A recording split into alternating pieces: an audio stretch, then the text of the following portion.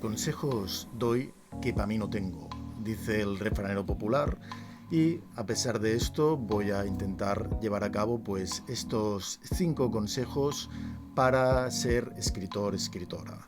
En cualquier caso, esta palabra feísima consejo va a intentar transmutarla un poco para convertirla más bien en unas pequeñas reflexiones sobre cuestiones que tienen que ver con la escritura, que creo que pueden ayudar porque a mí, en mi bagaje como escritor, pues yo diría que me han ayudado.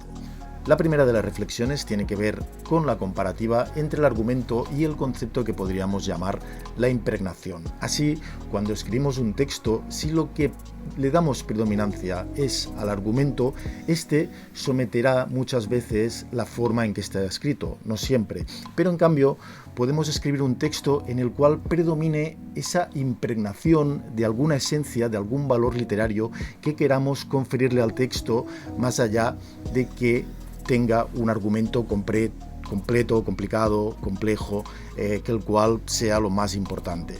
Respecto a esto, me gustaría añadir que cuando tenemos un texto que tiene cierta impregnación, este puede entrar en resonancia con otros textos que formen parte de un mismo libro o incluso con los textos que componen la totalidad de nuestra obra o de la obra de cualquier escritora o persona que escribe. La segunda reflexión que traigo nos habla justamente de encontrar la propia esencia.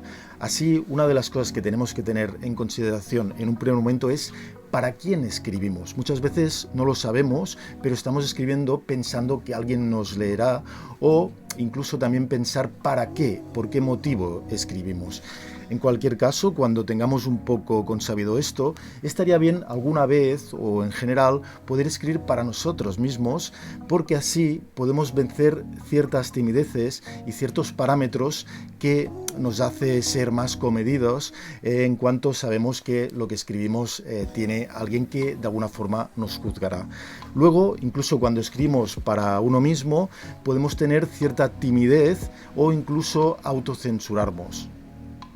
Propongo en este sentido que miremos de no juzgarnos en la ficción, que abandonemos de alguna forma nuestro yo comedido de la realidad y crucemos límites jugando con la literatura y en la literatura.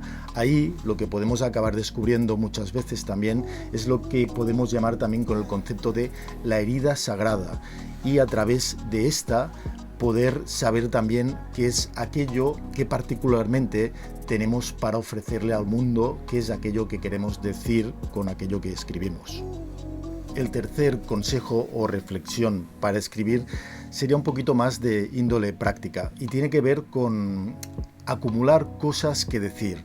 En ese sentido, estaría bien que leyéramos lo máximo posible y las cosas más variopintas que pudiéramos encontrar.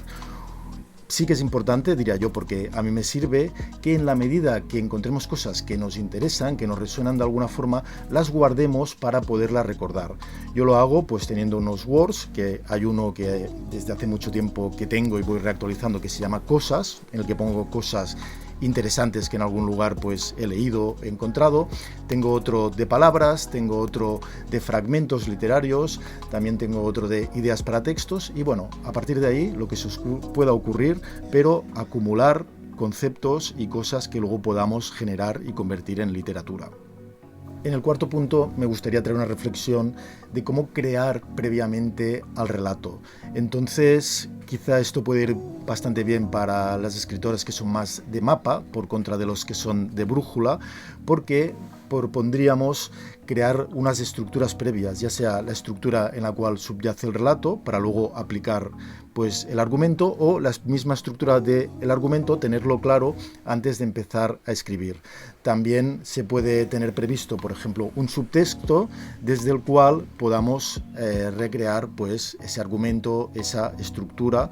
Entonces ya lo tenemos todo conformado previamente, de alguna forma mentalmente, y solo tenemos que empezar a redactar, que bueno, no es tan fácil, pero ahí está. Y el quinto punto sería una reflexión de cómo encontrar la tan cacareada y tan mitológica inspiración.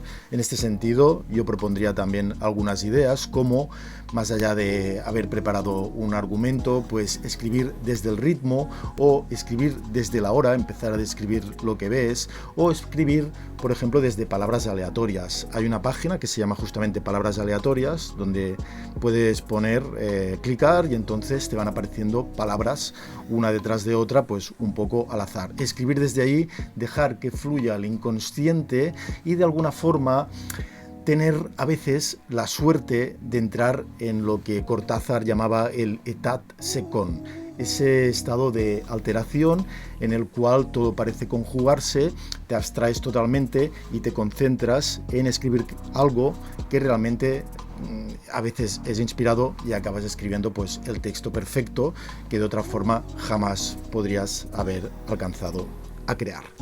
Pues estas eran un poco las 5 reflexiones o los 5 consejos que quería compartir.